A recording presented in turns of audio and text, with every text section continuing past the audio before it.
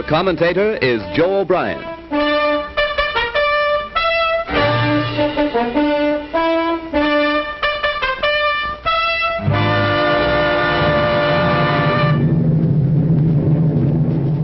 Here is the motion picture record released by the United States Navy of the havoc wrought by the Japs' sneak sky and sea raid on Pearl Harbor, America's mid-Pacific naval bastion.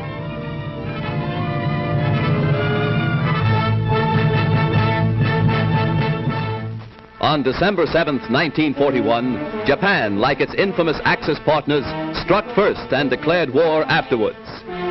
Costly to our Navy was the loss of war vessels, airplanes, and equipment, but more costly to Japan was the effectiveness of its foul attack in immediately unifying America in its determination to fight and win the war thrust upon it, and to win the peace that will follow.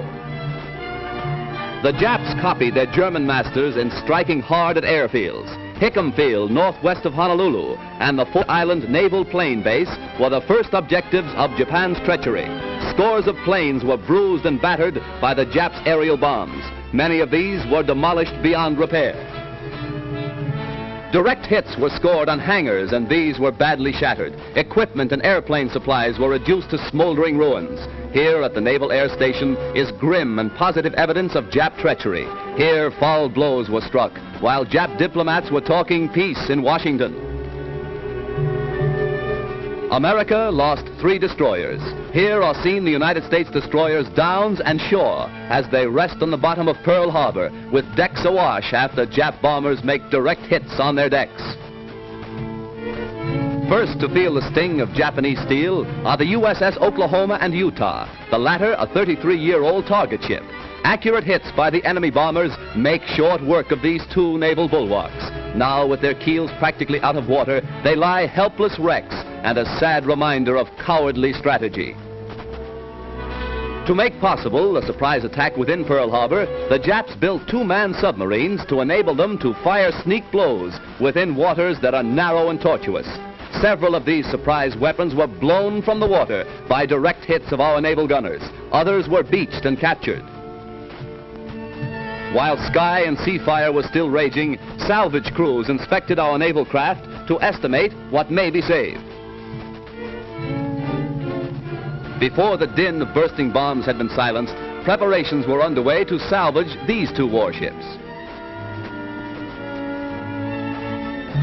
At low tide, the huge propeller of the Oklahoma, stilled by the enemy, was high above water.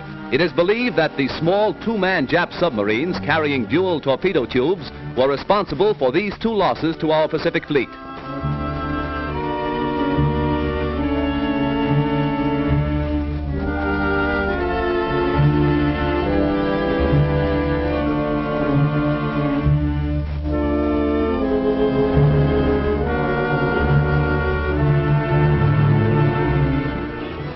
Here is the actual bombing of the mighty USS Arizona by Jap planes. These pictures were made by a fearless cameraman who thought nothing of his personal safety to make possible this record for all posterity. A single lucky hit was responsible for the disaster that befell the Arizona when a Jap bomb falling directly through one of the battleship's funnels exploded in the engine room and set ablaze tons of fuel oil.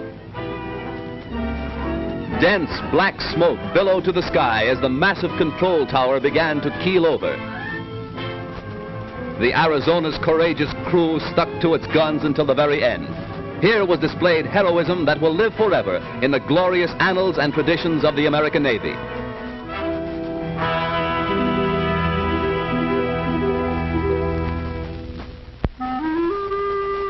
The once mighty Arizona now rests on Pearl Harbor's muddy bottom, a pitiful relic of its former self, a grim monument to the treachery of Japan. The once mighty dreadnought's armor plate is twisted and torn, but the great battleship's control tower still stands, a defiant beacon that in days to come will cast its shadow upon Nippon's very shores. At Pearl Harbor, at Hickam Field, in the bomb-pocked streets of Honolulu, ever is written history. History with a tragic, treacherous pen. History that 130 million Americans will never forget. And in days to come, the Japs, too, will remember Pearl Harbor.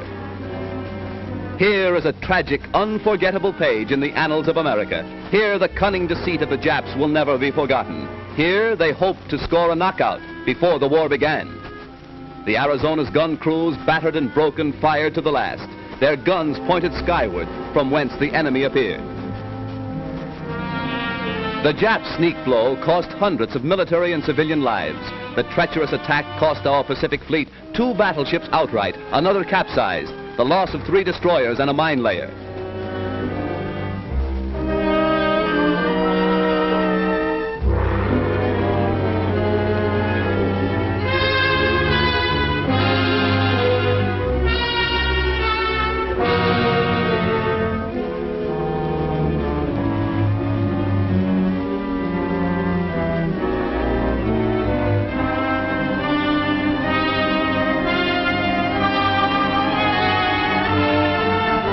While bombs were still bursting and flames still pouring from our shattered naval craft, a light United States cruiser valiantly moves out to join the fleet and avenge Pearl Harbor.